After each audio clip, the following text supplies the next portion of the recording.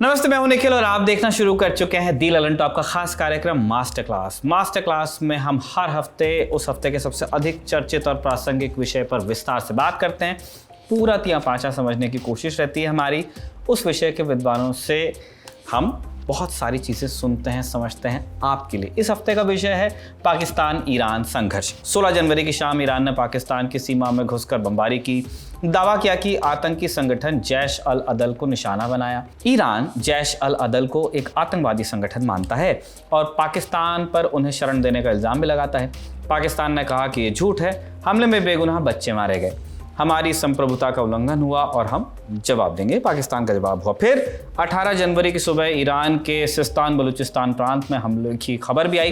पाकिस्तान ने कहा कि हमने बलूचिस्तान लिबरेशन फ्रंट BLF और बलूचिस्तान लिबरेशन आर्मी BLA के अड्डों को नष्ट किया।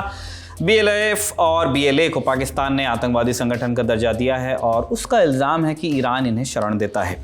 पाकिस्तान के अटैक को जवाबी कार्रवाई के तौर पर देखा जा रहा है। हालांकि इस बीच और भी बहुत कुछ हुआ है। पाकिस्तान ने ईरान से अपने राजदूत को वापस बुला लिया। ईरान के राजदूत ईरान में ही थे, उनके पाकिस्तान आने पर पाबंदी लगा दी गई। आगे तनाव और बढ़ने की आशंका भी जताई जा रही है। आज के समय में ईरान और पाकिस्तान संगीन तान कर एक दूसरे की तरफ बढ़ रहे हैं, मगर एक समय दोनों लंगोटिया दोस्त भी हुआ करते थे। 1965 और 1971 के भारत पाक युद्ध में ईरान ने पाकिस्तान की मदद की थी। फिर इक्वेशन कैसे बिगड़ गया और क्यों बिगड़ गया, और बिगड़ गया तो इतना क्यों बिगड़ गया कि बमबारी हो रही है। सऊदी अरब की एंट्री ने क्या गोल खिलाया और पाकिस्तान ईरान संबंधों में चीन की भूमिका क्या है। इस थ्योरी में कितनी सच्चाई है कि पाकिस्तान ने अमेरिका के शह पर ईरान पर बमबारी की, और क्या यह तनाव जंग में भी बदल सकता है। ऐसे ही कई ज़रूरी सवालों के जवाब आज की मास्टर क्लास में आपको मिल जाएंगे। तो चलिए बातचीत शुरू करते हैं शिवम शेखावत से। आप ORF में फेलो हैं। भारत के पड़ोसी देशों की उठापटक पर आपकी नज़र रहती है, यानी आर्थिक, राजनीतिक और सुरक्षा की दृष्टि वाले सारे बदलाव आप डॉक्यूमेंट करती रहती हैं। विशेष तौर पर अफगानिस्तान, पाकिस्तान और नेपाल पर आपकी आंख रहती है। लंदन स्कूल ऑफ इकोनॉमिक्स से अंतर्राष्ट्रीय संबंधों के इतिहास पर मास्टर्स की पढ़ाई आपकी पूरी हो गई है। यहाँ पर कॉमनवेल्थ मास्टर स्कॉलर आप रह चुकी हैं और ज्वाइन करने से पहले लंदन पॉलिटिका में रिसर्च एनालिस्ट रह चुकी हैं। UN के वर्ल्ड फूड प्रोग्राम के लिए भी काम किया और भारत सरकार के विदेश मंत्रालय में भी इंटर्नशिप की है। बहुत बहुत स्वागत है शिवम आपका, शुक्रिया हमें वक्त देने के लिए। पहला क्वेश्चन हमारा यही है कि ईरान और पाकिस्तान दोनों में जो ये बलोच रेबेल्स हैं सो कॉल्ड, या आप अगर बलोच सेंटिमेंट के हिसाब से बात करेंगे तो जो बलोच फ्रीडम फाइटर्स हैं वो एक बड़ा मुद्दा है दोनों ही देशों में। वो बॉर्डर के दोनों तरफ मिलते हैं आपको, पाकिस्तान में भी और ईरान में भी, जो उनके बीच बॉर्डर है। और एक हम इसमें एक सीधे सीधे पार्टी तो नहीं है, लेकिन फ्रॉम टाइम टू टाइम इस तरह के इल्जाम पाकिस्तान लगाता रहा है कि इंडियन इंटरेस्ट हैं बलोच प्रॉब्लम में। वो कहते हैं कि हम इंस्टिगेट कर रहे हैं उस कॉन्फ्लिक्ट को। कई बार ऐसा भी हुआ है कि कुछ बलोच लीडर्स ने प्राइम मिनिस्टर मोदी का नाम लेके मदद मांगी है। इंडियन फ्लैग हमने देखा है वहां पे। तो एक बलोच महिला ने उनको राखी भेज दी थी प्राइम मिनिस्टर को। तो हम जानना चाहते हैं कि इंडिया की भूमिका कैसे है, कितनी है, और क्या जो भूमिका इफ एट ऑल है, तो उससे जो ईरान और पाकिस्तान के बीच में जो एक करंट हम फ्लेयर अप देख रहे हैं उसमें कोई दिलचस्पी बढ़ सकती है। अगर आप इंडिया के हिसाब से देखें, अभी जो परसों ये स्ट्राइक्स हुए 17 जी। तारीख को, और इंडिया ने क्या इस पे जो इंडिया का ऑफिशियल स्टेटमेंट आया था इस पे, उसमें उन्होंने उसमें जरूरी मतलब दो इम्पोर्टेंट बातें उसमें कही है। एक, उन्होंने अपना जो इंडिया का हमेशा से कंसिस्टेंट स्टैंड रहा है again zero tolerance towards terrorism, that is terrorism को किसी भी भूमिका में, किसी भी डिग्री में टॉलरेट नहीं करने का जो स्टांस है, वो उन्होंने उसमें बोला। उसके अलावा जो दूसरी जो एक सबसे सिग्निफिकेंट जो एक लास्ट में उनका सेंटेंस था, जो मेन पूरे उनके स्टेटमेंट को एंड इंडिया की पॉलिसी पे एक रिफ्लेक्शन डालता है, वो उन्होंने कहा था बट हम कि इंडिया समझता है कि कुछ कंट्रीज को जो अपने सेल्फ डिफेंस में कुछ एक्शंस लेने होते हैं वो इंडिया समझता है। तो अगर हम इसको एक तरीके से देखें तो ये इंडिया का एक सटल रेफरेंस, एक इनडायरेक्ट रेफरेंस था इन supporting Iran strikes, because India का भी पाकिस्तान में जो टेरर वाला थ्रेट है, जो इंडिया के अगेंस्ट एंटी इंडियन इतने सारे ग्रुप्स वहाँ पे एग्जिस्ट करते हैं, जायश है, ये बाकी जो ग्रुप्स है, तो उस हिसाब से इंडिया ने उसका जो स्टेटमेंट में बोला तो वो उनके सपोर्ट में उन्होंने टैसिट एक्नॉलेजमेंट दिया या सपोर्ट दिया कि ईरान का वो जो स्ट्राइक्स है वो अंडरस्टैंड, वो समझते हैं उसे, वो उसे एक्नॉलेज करते हैं। एंड रही बात फिर पाकिस्तान ने जो रिटेलिएटरी जो बदले में जो वापस उन्होंने स्ट्राइक करा, उस पे भारत ने अभी तक कुछ भी वो नहीं दिया है। तो एक तरीके से देखा जाए तो अब जो भी यहाँ पे डेवलपमेंट्स होंगे, मतलब कंसिडरिंग पाकिस्तान की हालत ऑलरेडी जो चल रहा है, उनके Right. रिलेशन इंटरनली जो खराब चल रहे हैं, डोमेस्टिकली पॉलिटिकल इकोनॉमी जो उनकी खराब चल रही है, उसके अलावा आर्मी के अगेंस्ट जो प्रोटेस्ट चल रहे हैं, अफगानिस्तान से उनके रिश्ते खराब है, टीटीपी का थ्रेट बढ़ा है, तो उस हिसाब से पाकिस्तान एनीवे थोड़ा सा आइसोलेटेड है उस रीजन में। तो जो भी इंडिया उस तरीके से, अगर ये जो ईरान का स्ट्राइक हुआ तो वो इंडिया ने पॉजिटिव उससे देखा। बट अगर हम हिस्टोरिकली देखें तो हाँ, पाकिस्तान ने हमेशा से बलोच वाला जो उस पे इंडिया पे हमेशा इल्जाम लगाए हैं कि इंडिया सपोर्ट करता है। एंड ऑब्वियसली एक देर मतलब हमें पता है, लाइक थोड़ी कॉमन अंडरस्टैंडिंग है कि इंडिया ने हमेशा से सपोर्ट, इंडिया का थोड़ा मतलब उन्होंने इंसर्जेंसी को वो कोशिश करते हैं कि सपोर्ट करे, या जो भी कि जो जी। बलोच कहाँ से वहां पे एनीवे जो हो रहा है उसके बारे में आधी मतलब दुनिया को ज्यादा पता नहीं है। तो फॉर इंडिया, इंडिया का थोड़ा उसमें पॉजिटिव वो रहा है।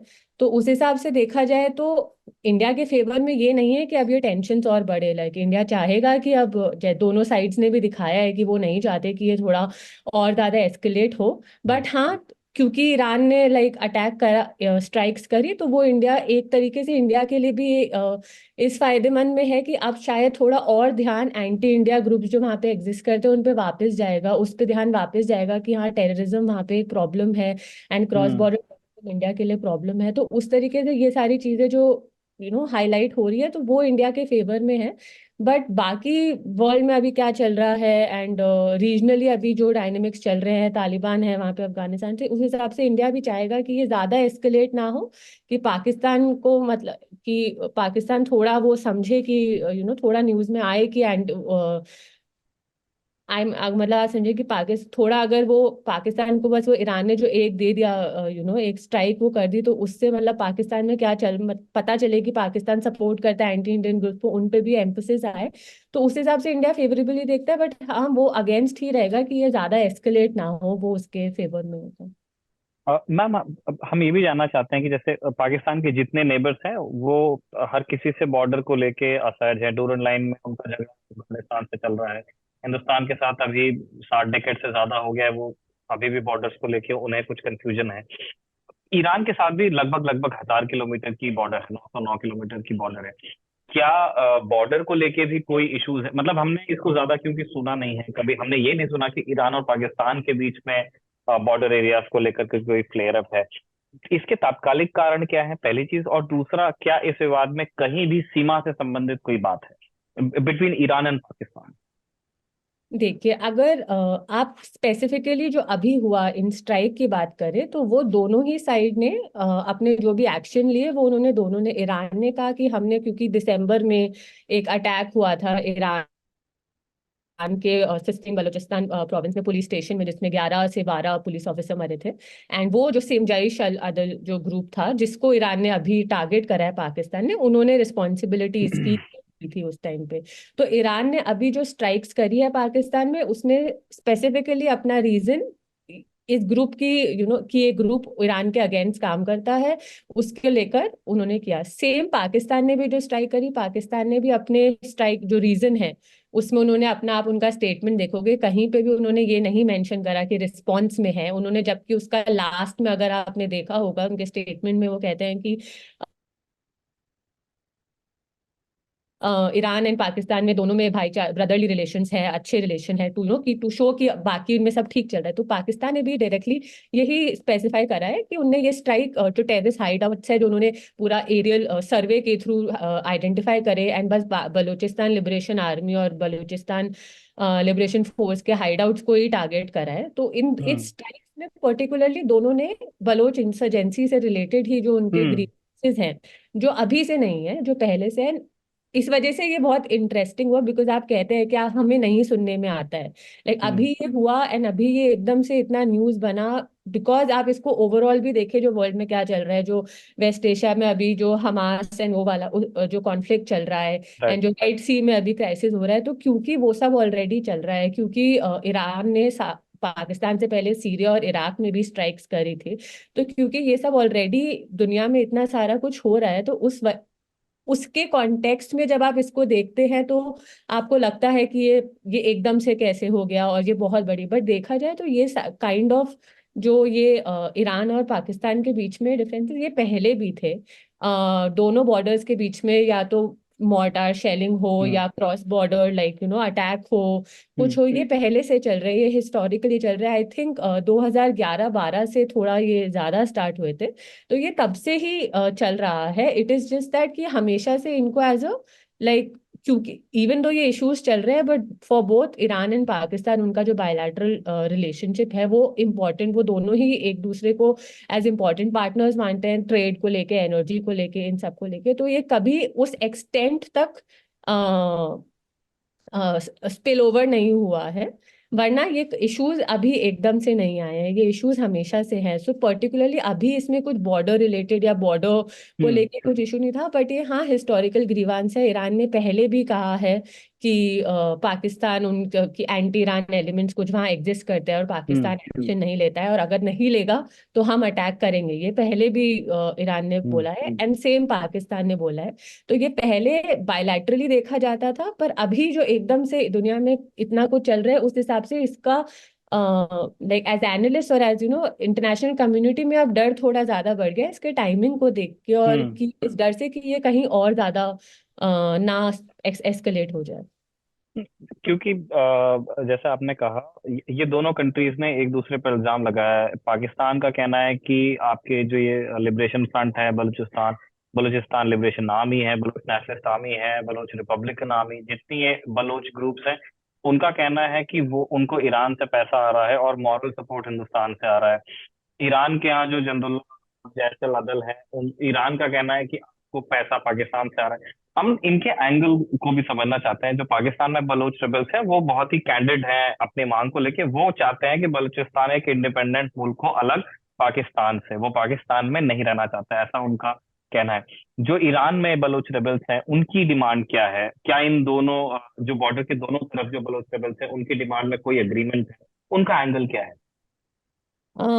अगर आप जो ईरान के ईरान के तरफ जो ईरान के बॉर्डर के वहाँ जो बलोच है उनके हिसाब से देखें, तो आप अगर हिस्टोरिकली देखेंगे तो जो जी। बलोच इनहेबिटेड एरियाज है वो ईरान, पाकिस्तान और अफगानिस्तान के भी कुछ एरियाज को कवर करता है। अफगानिस्तान की भी 3 प्रोविंस में कुछ कुछ आपको इनहेबिटेंट्स मिलते हैं, दोनों में ईरान में भी बहुत उनका जो पॉपुलेशन है वो अराउंड 7 मिलियन या कुछ है। एंड तो वो दोनों आप देखेंगे तो तीनों में वो करता है। तो अगर आप कह रहे हैं कि पाकिस्तान में जो बलोच है उनका, हाँ वो बिकॉज हमेशा हिस्टोरिकली हमेशा से उनको एक्सप्लॉइट करा गया है, इकोनॉमिक डेवलपमेंट हो या सोशल डेवलपमेंट हो, कुछ भी हो, वो उन तक कभी नहीं पहुंचा है, बिकॉज पंजाब एलिट और वो वाले जो डिफरेंसेस पाकिस्तान में एग्जिस्ट है, तो हमें as an as an international community हमें किस एक्सटेंट तक वहाँ पे एक्सप्लॉइटेशन है या किस एक्सटेंट तक अभी क्या उनका क्वेश्चन है, हमें कभी भी अच्छे से पता ही नहीं चल सकता है, कंसिडरिंग वहाँ पे कितना ब्लैकआउट है इंफॉर्मेशन का, इंफॉर्मेशन बाहर नहीं। तो रेजिस्टेंस बहुत सालों से चल रहा है। उनका एक डिमांड जो पाकिस्तान बलोच का है वो है उनको खुद का सेपरेट वो चाहिए। सेम अगर आप इधर भी देखेंगे ईरान के अंदर भी, तो एक तो है कि वो जो सिस्तीन बलूचिस्तान प्रोविंस है वो उसके लिए भी ज्यादा ऑटोनॉमी चाहते हैं। एंड कुछ जो ये ग्रुप्स है कुछ जो दल, हाँ बांग्लादेश लिबरेशन फोर्स है, उनमें इन सब का कॉमन एक वो ग्रेटर बलूचिस्तान वाला जो पहले से लाइक जो हिस्टोरिकली उनकी एक मांग रही है। तो एक तरीके से सेंटिमेंट कॉमन है। ईरान में थोड़ा और कॉम्प्लिकेटेड हो जाता है, थोड़ा और दिलचस्प इसलिए होता है बिकॉज सुन्नी और शिया वाला डिफरेंस बहुत तरीके से आप देखेंगे कि पाकिस्तान में बलोच एक एथनिक माइनॉरिटी है। बट ईरान में आप देखेंगे तो वो एथनिक के साथ साथ वो एक रिलीजियस माइनॉरिटी, वो सुन्नी बलोच माइनॉरिटी भी हो गए। ईरान एक शिया हम्म मुल्क है उस हिसाब से, तो उसकी वजह से वहां पे वो और थोड़ा रिलीजियस कैरेक्टर, जो उनका स्ट्रगल है वो थोड़ा रिलीजियस कैरेक्टर भी ले रहा है, बिकॉज वहां पे भी स्टेट एक्सप्लॉइटेशन एंड वो प्रोविंस में डेवलपमेंट इतना नहीं है, उनके साथ भी स्टेट वैसे ही वायलेंस करती है। तो वो ग्रीवांसेस एक तरीके से दोनों की मिलती हैं, बट थोड़ा और देखा जाए जिस हिसाब से वो दोनों कंट्रीज है, तो वो ईरान में थोड़ा सा और ज्यादा कॉम्प्लिकेट उनके हम्म। रिलीजियस माइनॉरिटी नेचर की वजह से हो जाता है। ठीक बात है मैम। जो आप शिया सुन्नी वाले एंगल की अभी बात कर रही थी, क्या उसका फर्क पाकिस्तान और ईरान के बीच में जो संबंध है उस पर भी पड़ा है? हम इनकी एक बेसिक समरी जानना चाहते हैं। ये दोनों मुल्क, इनके बीच में रिलेशंस कैसे डेवलप हुए और डिप्लोमेटिक टाइज इनके कैसे हैं? क्योंकि दोनों मुस्लिम वर्ल्ड का हिस्सा है, लेकिन ईरान बाय कन्फेशन एक शिया मुल्क है, और सेम पाकिस्तान, आप वो कहते नहीं, लेकिन वो एक सुन्नी डोमिनेटेड मुल्क है। और दोनों के उसी तरह से उनके अंतर्राष्ट्रीय मंचों पे संबंध भी है। पाकिस्तान ज्यादा सऊदी अरब से अग्री करने वाला मुल्क माना जाता है, जो जिसका सीधा सीधा कंपटीशन है ईरान के साथ में। पाकिस्तान और ईरान के संबंधों पे थोड़ी रोशनी डाली। तो आप अगर हम हिस्टोरिकली देखें तो 1979 जो रेवोल्यूशन था ईरान में, हम्म उससे पहले दोनों ही लाइक 55 में 1955 में जब बगदाद पैक्ट था, सेंट्रल ट्रीटी ऑर्गेनाइजेशन, तब दोनों यूएस के अलाइज थे, साथ में थे। बट 1979 में जब ईरान के अंदर ये रेवोल्यूशन हुआ, तभी पाकिस्तान के अंदर भी ज्यादा जो इस्लामाइजेशन हो रहा था जिया उल हक के अंदर हम्म अंडर, तो उस वजह से उस टाइम पे जो शिया सुन्नी डिफरेंसेस थे या वो सेक्टेरियन डिवीजन जो था वो ज्यादा प्रोमिनेंट हुआ, एंड तब से उनके थोड़े डिफरेंसेस है। वरना उससे पहले अगर आप जो पाकिस्तान का वॉर भी थे इंडिया से 65 में थे या 71 में थे, तब भी ईरान ने मटेरियल सपोर्ट दिया था पाकिस्तान को। तो हाँ, हम्म वो सुन्नी शिया डिवीजन वो तो हमेशा से था, बट वो एक पॉइंट तक इतना नहीं था जितना वो 79 के बाद ज्यादा। हम्म 79 में ये हुआ, उसके बाद जब अफगानिस्तान में सोवियत चले गए एंड तालिबान आया, वॉर और टेरर स्टार्ट हुआ, तो उसके बाद से ये वाले जो डिफरेंसेस है वो ज्यादा ऑन द फोरफ्रंट आए। बीच में आप देखेंगे तो अगर जो मैंने पहले भी मेंशन किया था कि जो ईरान पाकिस्तान की उनका जो एनर्जी का रिलेशन पार्टनरशिप है, तो जब आई थिंक बेनजीर भुट्टो का गवर्नमेंट था या उसके बाद बीच में थोड़ा खराब था, बट इन लोगों ने इनने कोशिश हमेशा की कि हम इन इन एलिमेंट्स पे ज्यादा फोकस करें कि इकोनॉमी का अगर फायदा मिल सकता है, ट्रेड हो गया, एनर्जी हो गया, तो उसका फायदा ले। तो ये शिया सुन्नी वाले डिफरेंसेस एक तरीके से रिलेशनशिप को अफेक्ट करते हैं एंड वो करेंगे, बट वो आप फेज में देखेंगे कि किसी फेज में वो ज्यादा प्रिडोमिनेंट हो जाते हैं और किसी में उनकी इंपॉर्टेंस थोड़ी सी कम हो जाती है। तो उसी हिसाब से सऊदी अरेबिया वाला भी जो फैक्टर है वो डेफिनेटली इनके रिलेशनशिप को इन्फ्लुएंस करता है। लास्ट ईयर जो अभी भी आप देखें, अभी जो ये स्ट्राइक्स हुई उसमें भी सऊदी ने सजेस्ट किया है कि वो मीडिएट कर दे। And last year Saudi Iran में, इवन दो चाइना की ब्रोकर करीबी एक एक वो पीस वो आ गया था, बट स्टिल डिफरेंसेस अभी भी परसिस्ट करते हैं। तो हाँ, वो डेफिनेटली इनका रिलेशनशिप इम्पैक्ट करता है, एंड शिया सुनी वाला भी करता है। बट दोनों ही जैसे इनके आप अभी जो हमने स्टेटमेंट्स भी डिस्कस करे दो, और अभी अब जो स्ट्राइक्स हो गए उसके बाद भी अब दोनों साइड ने थोड़ा ऐसे दिखाया है कि हम आपस में कर लेंगे या अब हम इसको और ज्यादा एस्केलेट नहीं करेंगे, तो वो शो करता है कि डिफरेंसेस के बावजूद बाकी स्ट्रेटेजिक रीजंस की वजह से वो उन दोनों की पार्टनरशिप बहुत इंपॉर्टेंट है, तो वो किसी भी उससे उसको और खराब नहीं करना चाहेंगे। ठीक बात है मैम। जो हमने इसकी इन स्ट्राइक्स की शुरुआत ईरान की तरफ से हुई ना। पहले ईरान ने पाकिस्तान के कंट्रोल वाले इलाकों में अपनी कार्रवाई की, और उसके बाद पाकिस्तान ने रिस्पॉन्ड किया है। हम जानना चाहते हैं कि क्या इसके कारण ईरान की डोमेस्टिक पॉलिटिक्स में भी है, कि जो उसकी इंटरनेशनल पोस्चरिंग है, हमने देखा है कि वो ज्यादा अग्रेसिव होती जा रही है। उन्होंने वो सीरिया में पहले से इन्वॉल्व थे ही, इराक में उन्होंने बहुत हैरेस किया यूएस को। अब उन्होंने एक बहुत एक्टिव इंटरेस्ट लिया है जो इसराइल और फिलिस्तीन के बीच में चल रहा है गजा में। अ, उनका ओपन सपोर्ट है हमास को। ये भी कहा जा रहा है कि जो जो पहला स्ट्राइक हमास ने किया था उसमें ईरानियन ट्रेनिंग या इंटेलिजेंस भी हो सकती है। तो क्या कोई डोमेस्टिक रीजंस हैं जिस वजह से ईरान इतना एक्टिव दिखने की कोशिश कर रहा है इंटरनेशनल रिलेशंस की दुनिया में? अम, अगर पिछले साल ईरान में बहुत प्रोटेस्ट हुए थे जो उनके हम्म। क्लेरिकल जो रूल है उसके अगेंस्ट, तो हाँ जी। मतलब कंसिडरिंग जो उनकी अभी सरकार है, जो उनके जो आयतुल्ला खमीनी है उनके टुवर्ड्स ऑपोजिशन ज्यादा बढ़ रहा है। पिछले साल प्रोटेस्ट हुए, उनने क्रैकडाउन कर दिया, प्रोटेस्ट को रोक दिया था। बट हाँ, क्योंकि डोमेस्टिक एंड अभी उसमें अभी ईरान में इलेक्शंस भी आएंगे, तब थोड़ा एक्सपेक्टेशन है कि टर्नआउट बहुत कम होगा, बिकॉज हम्म। लोग कंटेंट बहुत है लास्ट ईयर के प्रोटेस्ट से लेके। तो हाँ, मैं हम डिनाई नहीं कर सकते कि डोमेस्टिक फैक्टर्स ने भी ये रोल प्ले करा to kind of show to जब वो एक सेल्फ और अदर वाला डिफरेंस आता है कि हम्म। इंटरनली क्योंकि आप वीक हो तो आप बाहर अपने हम्म। एनिमीज ज्यादा दिखाओगे। आप ये स्ट्रॉन्ग पोस्चरिंग जो आप मेंशन करें, आप हम्म। शो करोगे कि आप अपने एनिमीज को स्ट्रांगली, उनके कुछ भी थ्रेट है उसके आप स्ट्रांगली रिएक्ट कर रहे हो, तो आपका डोमेस्टिक सपोर्ट थोड़ा बढ़ेगा। तो इन सारे, तो वो पिछले साल के प्रोटेस्ट एंड अभी इलेक्शंस और बाकी जो डिसकंटेंट एनीवे बढ़ रहा है, तो उसको देखते हुए हाँ, डोमेस्टिक रीजंस की वजह से भी वो इतना स्ट्रॉन्ग एंड स्ट्रॉन्ग पोजीशन ले रहा है। ठीक बात है मैम।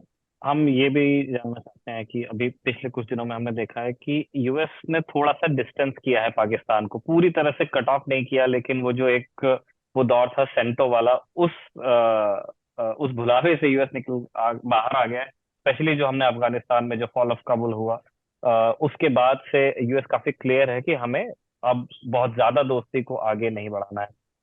हम ये जानना चाहते हैं कि क्या पाकिस्तान जो ईरान वाली ये प्रॉब्लम अब खड़ी हुई है उसके लिए दोबारा क्या यूएस को अप्रोच कर सकता है कि उस रास्ते से ईरान को किसी तरह से नज किया जाए, कि क्योंकि पाकिस्तान की अपनी प्रॉब्लम, जैसे आपने शुरुआत में बताया, कि वो अभी एक बहुत खराब दौर से वो पूरा मुल्क गुजर रहा है। उसमें हर फ्रंट पे उस देश के सामने चुनौतियां हैं।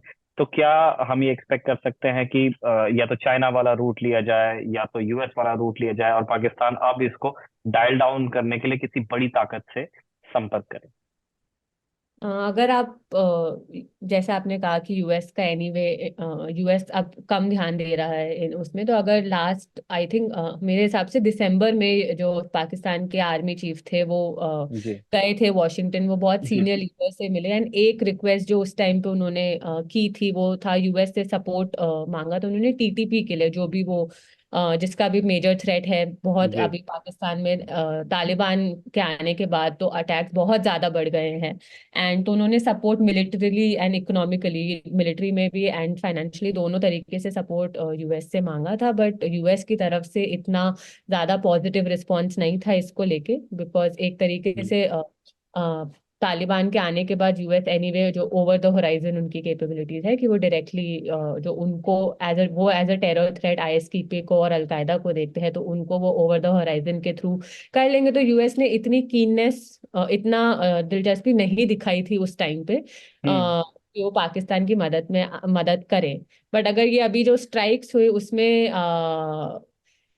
मेरे हिसाब से तो पाकिस्तान उन्हें अप्रोच कर सकता है, क्योंकि अगर देखा जाए उन्होंने जब दिसंबर में भी करा तो पाकिस्तान अभी के लिए तो उन्होंने ऐसे रिस्पॉन्स दे दिया है, अभी के लिए इसको एज अ स्ट्रॉन्ग रिस्पॉन्स माना है कि इसको ऐसे देखा जा रहा है कि ईरान ने शायद ये नहीं सोचा था कि पाकिस्तान मिलिटरीली रिएक्ट कर देगा, एंड कर दिया तो मतलब वो स्ट्रॉन्ग रिस्पॉन्स पाकिस्तान ने जवाब दे दिया अपने पूरे रीजन हम्म। को।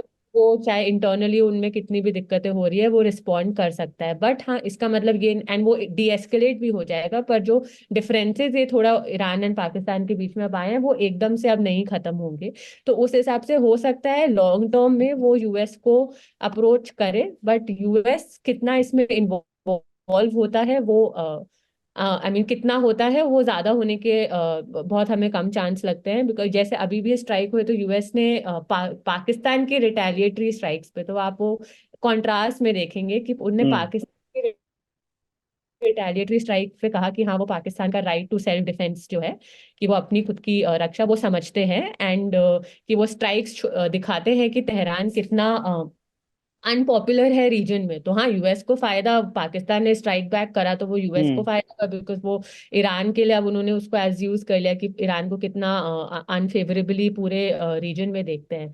बट इसका अभी जितना बाकी क्राइसिस भी चल रहे हैं, तो ये पॉसिबिलिटी कि वो पाकिस्तान रीच आउट भी करे तो यूएस विलिंगली अग्री करेंगे उनको मदद करने का, वो मुझे थोड़ा कम चांस लगता है। क्योंकि एक एक कॉन्स्पिरेसी थ्योरी ये भी चल रही है कि जो पाकिस्तानी रिटालिएशन है वो विद यूएस ब्लेसिंग्स हुआ है। कारण उसके पीछे ये बताया जा रहा है कि एक तो आपने जैसे बताया कि जो यूएस ने उस स्ट्राइक के बाद में कहा, और यूएस बहुत खुश नहीं है जिस तरह से ईरान ने पिछले दिनों उन्हें इराक में तो खूब हैरेस किया, लेकिन अभी हमने देखा कि सीरिया और इराक में मोसाद के ठिकानों पर हमला करने का दावा ईरान ने किया, और एक कॉन्सुलेट के पास हुआ था यूएस के, जिसकी आलोचना यूएस ने की थी काफी सख्त शब्दों में। तो क्या ये एक लंबा तार जोड़ा जा रहा है कि एक जो कॉन्फ्लिक्ट वहां एकदम प्रॉपर मिडल ईस्ट पे चल रही है, वेस्ट एशिया में, उसके लिए एक दूसरा दरवाजा यूएस ब्लेसिंग के साथ में पाकिस्तान ने यहाँ से खोला हो? क्योंकि दोनों ही चीजें अनप्रेसिडेंटेड थी, जो ईरान ने हमला किया वो भी, और जिस तरह से पाकिस्तान ने रिटालिएट किया वो भी। देखिए, अगर आप यूएस का रिस्पॉन्स, जब यूएस से इस बारे में पूछ ले, यूएस ने कम्प्लीटली ये डिनाई करा है कि उनको पता था कि पाकिस्तान स्ट्राइक कर रहा है या नहीं कर रहा है, बट इस पे कोई जवाब नहीं दिया कि उन्होंने सपोर्ट किया था क्या। उस पे उन्होंने कहा कि अभी हमारा फोकस होना चाहिए कि ये क्राइसिस को हम डी एस्केलेट करें, ज्यादा ना बढ़ना दे, और दोनों पार्टीज आपस में उसको रिजॉल्व करें। तो उस हिसाब से हम देखें तो मैं कंप्लीटली डिनाई नहीं करूंगी कि मतलब, बट ये थोड़ा फार फेचेड लगता है कि ऐसा हो सकता है। अनप्रेसिडेंटेड थे, बट एक तरीके से यूएस ने अगर सपोर्ट भी किया था तो उससे अब अल्टीमेटली फायदा क्या होता है, एंड अल्टीमेटली ये जो जो भी इनमें टेंशन्स बढ़ती है उससे यूएस को सही में फायदा भी होता है क्या, वो हमें देखना होगा। तो जो मैंने कहा कि यूएस ने कम्प्लीटली आउटराइटली एक्सेप्ट नहीं करा है कि उन्होंने इसमें सपोर्ट किया या नहीं किया, बट देख जो भी चल रहा है अभी, जो भी क्राइसिस जो मिडिल ईस्ट में भी चल रहा है, एंड ईरान एंड यूएस के बीच में जो डिफरेंसेस हैं, उसको देख के इराक में भी जो उन्होंने स्ट्राइक करा, जो आई थिंक उस कॉन्सुलेट के बहुत पास था, तो उसको देख के हाँ वो फेवरेबली, मतलब एक पॉसिबिलिटी है कि उन्होंने करा होगा सपोर्ट। पर जैसे मैंने आपको पहले कहा कि उन्होंने पहले भी इतना इंटरेस्ट नहीं दिखाया था कि वो मिलिटरीली अब ज्यादा इन्वॉल्व होना चाहेंगे, वो इस्लामाबाद को थोड़ा आइसोलेट। बट अब जो ये स्ट्राइक हुए उससे हाँ थोड़ी उम्मीद मुझे लगती है कि आगे जाके जो बीच में इंटरेस्ट एकदम कम हो गया था उसको देख के अब उन्हें, क्योंकि अब सबको ये रियलाइज हो गया कि आप इस रीजन को कम्प्लीटली नहीं, अभी नहीं इग्नोर कर सकते, कि अभी भी यहाँ पे टेंशन फ्लेयर अप हो सकती है। तो फ्यूचर में हाँ वो वापस ये थोड़ा उनके रेडार में वापस आएगा as a sphere of like interest, की ध्यान देना है इस पे। चाइना को लेके आप क्या सोचती हैं मैम? इस कॉन्फ्लिक्ट के कॉन्टेक्स्ट में हम पूछ रहे हैं। हमने देखा है कि वेस्ट एशिया में चाइना ने ऑलमोस्ट सारे ही देशों को उन्होंने दोस्त बना के रखा है। इनफैक्ट जब यूएस को लौटना पड़ा अफगानिस्तान से, तो उन्होंने तालिबान के साथ भी उनके अच्छे ही संबंध बताए जा रहे हैं।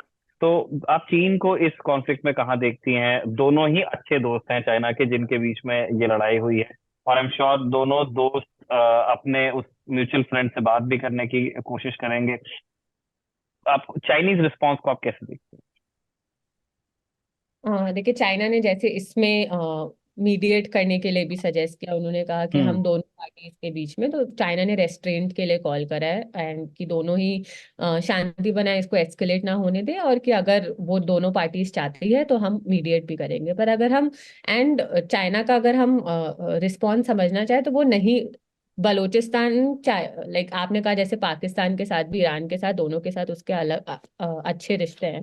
तो चाइना अभी जो अभी उन्हें अफगानिस्तान में भी तालिबान के साथ भी उनकी वर्किंग रिलेशनशिप है, अब तो एम्बेसडर भी उनके वहां पे आ गए। तो चाइना नहीं चाहेगा कि ये एस्केलेट ज्यादा हो, पाकिस्तान में स्पेशली, बिकॉज बलोचिस्तान के अंदर उनका जो चाइना पाकिस्तान इकोनॉमिक कॉरिडोर है, वो जो मेन फ्लैगशिप प्रोजेक्ट है बीआरआई का पाकिस्तान में, वो वहां पे है। एंड लास्ट फ्यू इयर्स से जो बलोच इंसर्जेंट्स ने स्पेशली चाइनीज वर्कर्स को और चाइनीज स्टाफ को बहुत टारगेट करा है, बहुत अटैक्स हुए हैं उन पे, जो मेजर पॉइंट ऑफ कंटेंशन है चाइना और पाकिस्तान के बीच में भी। चाइना, बिकॉज ये अटैक्स अभी लास्ट, बीच में एक रेबल ग्रुप ने बोला भी था कि अगर आप हमको एक सर्टेन अमाउंट सिक्योरिटी अमाउंट नहीं देते हैं तो सीपैक आपका नहीं सक्सेसफुल हो पाएगा। हाँ, सीपैक पे तो लास्ट ईयर भी आई थिंक अक्टूबर में एक हम्म। अटैक था, पहले एक कराची में कन्फ्यूशियस इंस्टीट्यूट।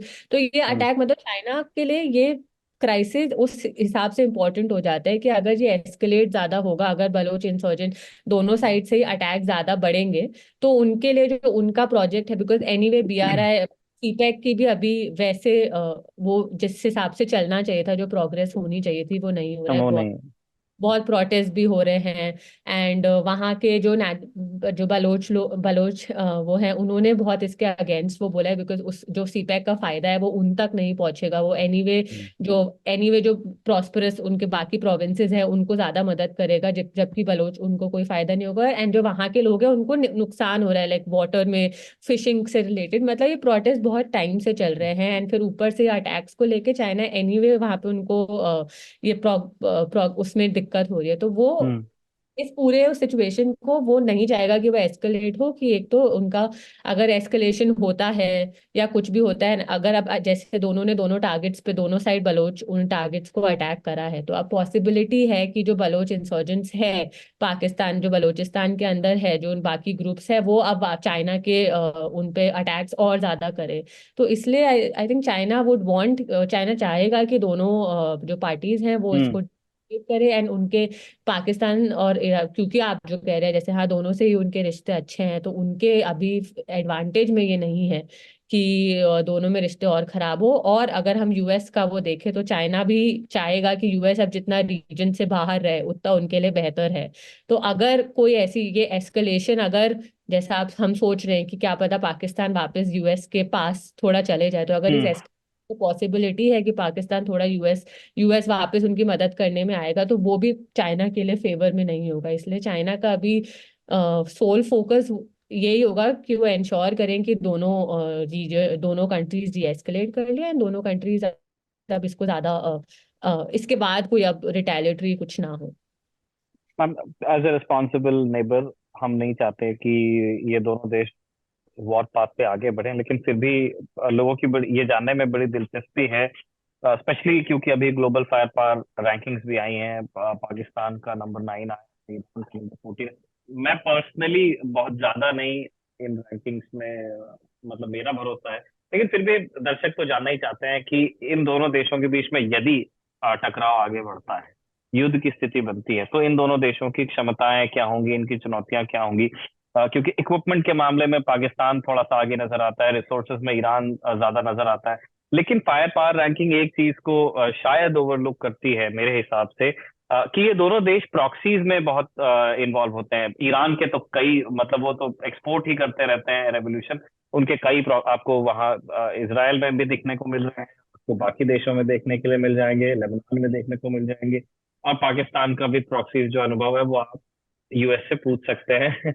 उनको जिस तरह से अफगानिस्तान खाली करना पड़ा, तो हम दो एक जो कन्वेंशनल कंपैरिजन होगा इक्विपमेंट का, रिसोर्सेस का, उस हिसाब से भी समझना चाहते हैं। और जो ये प्रॉक्सी वाला गेम है जिसमें दोनों अच्छे खिलाड़ी हैं, उस हिसाब से भी हम जानना चाहते आप जो ये रैंकिंग की बात कर रहे हैं, सो आई थिंक हैं। राइट। इसमें पाकिस्तान का प्रॉक्सी शायद उसमें नहीं involve, Pakistan is 9, Iran is 14। Iran का 14 है। तो एक तरीके से अगर पहले हम उनकी जो मिलिटरीली मतलब जो हम्म। टेक स्ट्रेंथ है उस हिसाब से देखें, हम्म। तो पहली बात कि पाकिस्तान दोनों के जो एक्टिव लाइक फोर्स में पर्सनल है, मेंबर्स है, वो उनका इक्वल रेंज में वो करता है। बट पाकिस्तान के पास ज्यादा रिजर्व में फोर्सेस है, रिजर्व फोर्सेस है। बजट में देखा जाए तो आई थिंक ईरान का बजट थोड़ा ज्यादा है पाकिस्तान से, हम्म। जो डिफेंस बजट होता है। राइट। डेमोग्राफिकली देखा जाए कि कौन से यंग पॉपुलेशन या सर्विंग पॉपुलेशन में, वो भी डिफरेंस है दोनों के बीच में हम्म। ईरान का, पर इतना मेजर नहीं है, 9 to 10 का डिफरेंस है।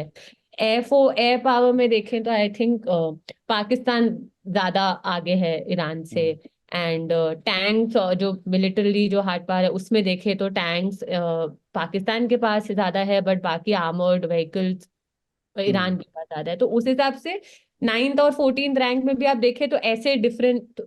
पाकिस्तान ऊपर है, बट फिर भी इतना रैंक में डिफरेंस नहीं है, एंड बीच हम्म। में जो डिफरेंसेस है वो इतना नहीं है। आई थिंक एक फैक्टर जो प्रॉक्सी के अलावा लाइक मिलिटरी आप जो देखें तो डोमेस्टिक, आई थिंक वो भी एक इम्पोर्टेंट इन्फ्लुएंस है। लाइक हम्म। पाकिस्तान आर्मी को अभी चल रहा है इमरान खान के अरेस्ट के बाद, और अभी जो प्रोटेस्ट हो रहे हैं, और लास्ट कुछ टाइम से जो चल आर्मी के अगेंस्ट जो पहले नहीं बोला जाता था, जो उनका हाइब्रिड प्रोजेक्ट फेल हुआ है, उसके बाद जो पहले आर्मी के अगेंस्ट ऑपोजिशन बिल्कुल नहीं होती थी, उस हिसाब से उसका जो लेवल अभी लास्ट फ्यू ईयर मंथ्स में जो हमने देखा है वो इससे पहले नहीं देखा गया था। तो उस हिसाब से एक तरीके से आर्मी के पास सपोर्ट रिलेटिवली कम है एज अपोज टू पहले। अब हाँ, ये स्ट्राइक इसलिए, जैसे अब वो रिटेलिटरी जो पाकिस्तान का स्ट्राइक भी था, वो भी अब कहते हैं कि वो भी अब आप उस हिसाब से देखेंगे कि अगर थोड़ा उन्होंने अब आर्मी के लिए थोड़ा, चाहे कंप्लीटली नहीं पर थोड़ा फेवरेबली करा है, तो अगर पाकिस्तान में भी मिलिटरीली नहीं रिएक्ट करता तो शायद और आर्मी के अगेंस्ट वो सिटीजन जाते,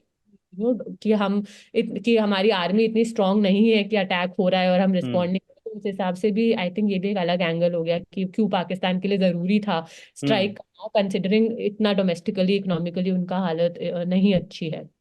तो उस हिसाब से देखा जाए तो इनमें एडवांटेज पाकिस्तान के पास थोड़ा है, बट पाकिस्तान का डोमेस्टिकली इतना बट ये स्ट्राइक्स दिखाते हैं कि वो डोमेस्टिकली मे बी इतना इंपॉर्टेंट फैक्टर ना हो, and when push comes to shove, that is when सही में जब टाइम होगा एक्ट करने का तो वो शायद करेंगे। प्रॉक्सी के हिसाब से आप बोलेंगे तो अगर हम पाकिस्तान का ही देखें तो अभी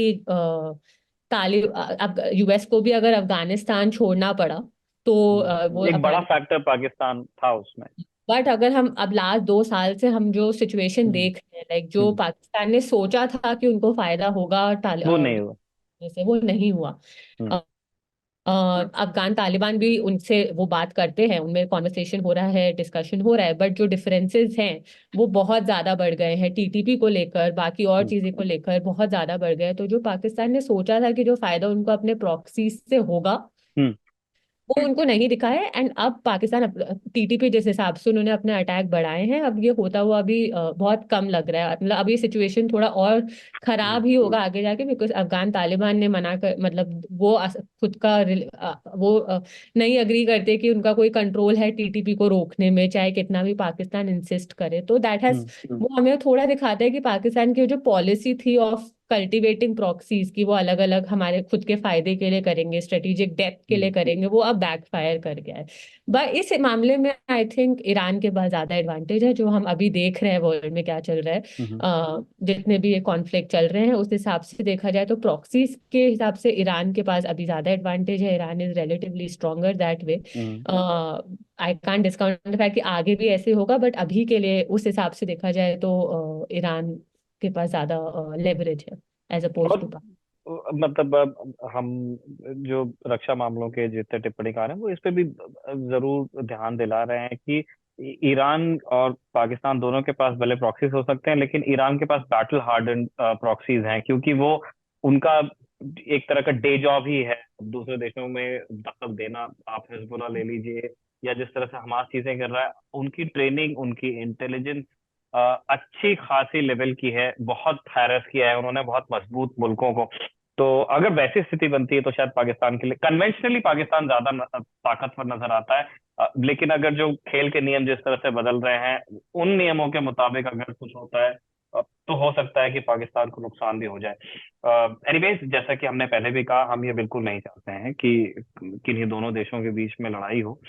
हमारा इस तरह की बातचीत करने के पीछे मकसद ये होता है कि हम इनका जो असर पड़ने वाला है इन दोनों देशों के ऊपर, इस रीजन के ऊपर और हिंदुस्तान के ऊपर, उसको भी समझे।